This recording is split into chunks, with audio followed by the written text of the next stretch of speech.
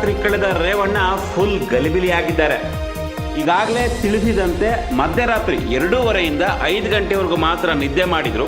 5 ಗಂಟೆಗೆ ಎದ್ದು ಕುಳಿತುಕೊಂಡ್ರು ರೇವಣ್ಣ. ಅದಾದ್ಮೇಲೆ ಸ್ನಾನ ಕೂಡ ಮಾಡಲಿಲ್ಲ, ಹೋಗಿ ಮುಖ ತೊಳ್ಕೊಂಡು ಬಂದರು. ಈ ವೇಳೆ SIT ಕ್ಯಾಂಟೀನಿಂದ ಅಧಿಕಾರಿಗಳು ಇಡ್ಲಿಯನ್ನು ತಂದು ಕೊಟ್ಟರು ರೇವಣ್ಣ ಅವ್ರಿಗೆ. ಆದರೆ ಬೆಳಗಿನ ತಿಂಡಿ ನನಗೆ ಇಡ್ಲಿ ಬೇಡ ಅಂತ ರೇವಣ್ಣ ಹಠ ಮಾಡಿದ್ದಾರೆ.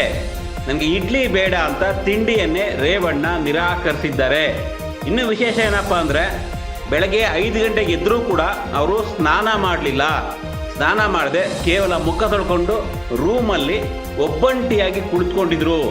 ಕೇವಲ ಮುಖ ತೊಳ್ಕೊಂಡು ಸ್ನಾನ ಮಾಡದೆ ಒಬ್ಬಂಟಿಯಾಗಿ ಕುಳಿತುಕೊಂಡು ಸೈಲೆಂಟಾಗಿದ್ದರು. ರೂಮಲ್ಲಿ ಬಾಗಿಲಾಕೊಂಡು, ಸಣ್ಣ ರೂಮ್ ಅದು SITಯ ರೂಮು, ಒಳಗಡೆ ಬಾಗಿಲಾಕೊಂಡು ಒಬ್ಬರೇ ಕೂತ್ಕೊಂಡಿದ್ರು. ಫುಲ್ ಸೈಲೆಂಟ್ ಆಗಿದ್ರು. ಇನ್ನು ಈಗಾಗಲೇ ಅರೆಸ್ಟ್ ಮಾಡಿದಾಗಿಂದು ಕೂಡ ರೇವಣ್ಣ ಅವರನ್ನು SIT ಅವರು ಸಾಕಷ್ಟು ಪ್ರಶ್ನೆಯನ್ನು ಕೇಳಿದ್ದಾರೆ. ಆದರೆ SIT ಅವರ ಪ್ರಶ್ನೆಗಳಿಗೆ ರೇವಣ್ಣ ಉತ್ತರವನ್ನು ಕೊಡ್ತಾ ಇಲ್ಲ, ಸೈಲೆಂಟ್ ಆಗಿದ್ದಾರೆ.